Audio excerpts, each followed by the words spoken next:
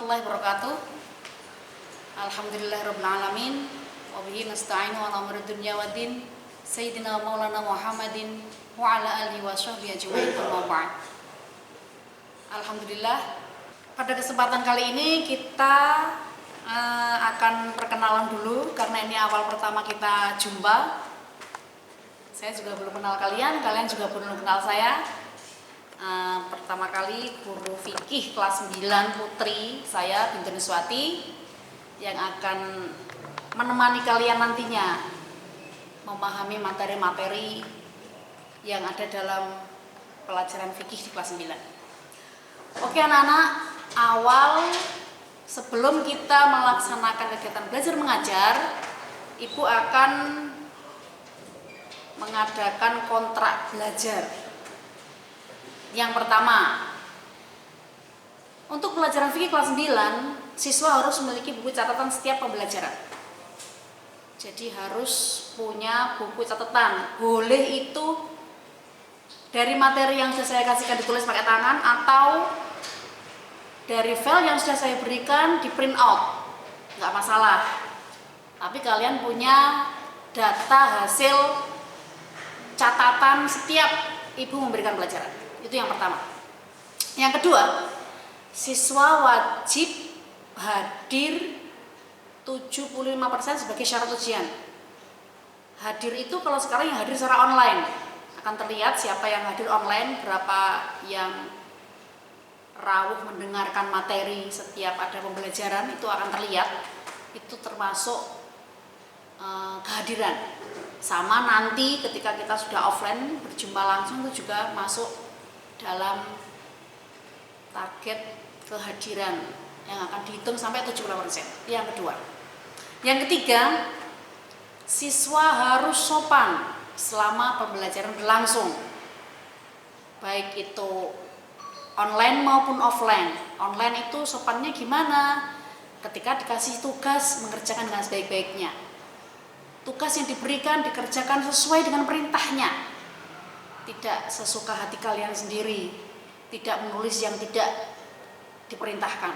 Nah, itu artinya kalian sudah menjaga kesopanan dalam proses pembelajaran. Yang keempat, kontrak kita adalah siswa mengerjakan seluruh tugas guru sesuai dengan pembelajaran yang ada. Bukan tugas di luar pembelajaran, itu nggak usah dikerjain. Jadi tugas apa semua yang diberikan kepada kalian selama pembelajaran harus dikerjakan dengan sebaik-baiknya. Entah itu lewat Google Classroom atau nanti ketika kalian sudah kembali kepada pesantren, tugas dan catatan kalian harus dibawa semuanya ke sini. Itu yang keempat. Kelima, siswa boleh mengkonsumsi minuman atau permen selama masa pembelajaran. Tapi kalau sekarang online ya boleh sambil makan lah, sambil ngapain lah, boleh, nggak kelihatan soalnya. Tapi besok kalau sudah offline diperbolehkan hanya minum ketika kalian benar-benar kondisi haus, dan boleh makan permen asal itu tidak mengganggu kegiatan belajar mengajar. Itu kontrak yang kelima. Yang keenam, kontrak belajar kita adalah ketentuan penilaian. Jadi kalian akan memiliki nilai itu saya ambil dari yang pertama, kehadiran. Yang kedua, tugas dan keaktifan. Yang ketiga, ulangan blok. Yang keempat, ulangan tengah semester. Dan terakhir, ulangan akhir semester. Dari semua ketentuan penilaian yang sudah tersebut di atas itu nanti akan diakumulasikan menjadi satu nilai. Apakah kalian tuntas atau tidak tuntas dalam materi pelajaran fikih kelas 9 nanti. Yang terakhir, siswa harus mentaati dan melaksanakan kontrak belajar kita yang sudah Ibu berikan.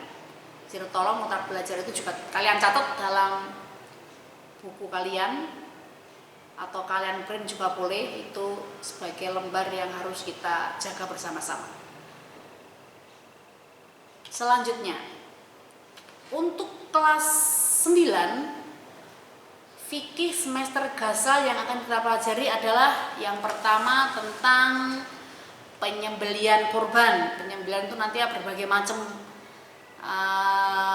materi yang kita berikan.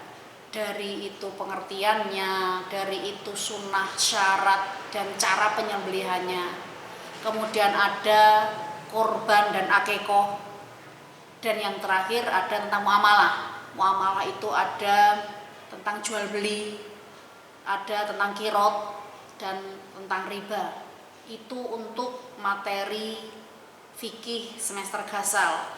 Dan semua di materi fikih itu nanti pasti semuanya ada ayat-ayat Al-Quran yang harus kalian cari, harus kalian catat, harus kalian pegoni, dan harus kalian hafalkan. Semuanya seperti itu.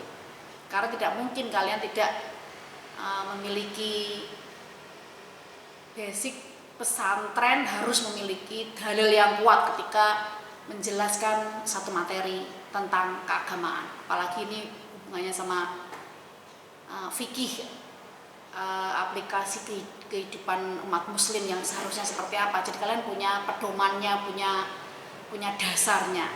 Itu kenapa ibu mewajibkan untuk menghafalkan dalil-dalil yang ada dalam materi yang akan ibu berikan. Itu semester Ghazal. Selanjutnya untuk semester genap kita akan membahas tentang ta'awun, tolong menolong di dalam Islam. Ada itu pinjam meminjam, ada itu hutang piutang, ada itu gadai, ada itu upah. Itu semua adalah tata cara dalam Islam menolong sesama umat manusia. Dan itu ada syarat wajib hukumnya, nanti kita akan bahas di semester 2. Kemudian yang terakhir nanti akan membahas tentang ajal, tentang jenazah. Apa itu jenazah, bagaimana cara merawat, mengurus jenazah, bagaimana caranya ziarah ke kubur. Dan yang terakhir nanti itu sekaligus sama waris. Ketika seseorang ditinggal oleh ahli warisnya, bagaimana dia harus menyelesaikan waris-waris yang ditinggalkan oleh ahli waris, atau menyelesaikan hutang-hutang yang ditinggalkan oleh ahli warisnya. Itu nanti di semester genap akan kita bahas tentang ta'awun dan ajal. Oke anak-anak, itu pertemuan kita yang pertama. Nanti kita akan lanjutkan dengan pembelajaran tentang penyembelihan hewan. Karena kita cuman bisa ngobrol satu arah, jadi saya belum bisa perkenalan dengan kalian. Nanti kalau udah offline kita bisa berjumpa, ngeliat aja kalian. Semoga kita bisa melakukan pembelajaran dengan baik, bisa kerjasama dengan baik, dan bisa belajar bersama-sama dengan baik, sehingga kita memahami apa yang selama ini kita tidak paham menjadi paham, apa yang tidak tahu menjadi tahu, dan semua itu kita niatkan untuk mendapat ridhonya Allah Subhanahu wa Ta'ala. Kita niatkan apa yang kita lakukan adalah untuk mencari ridhonya Allah Subhanahu wa Ta'ala. Cukup itu dulu saya pertemuan kita yang pertama dari Ibu. Sekian. Assalamualaikum warahmatullahi wabarakatuh.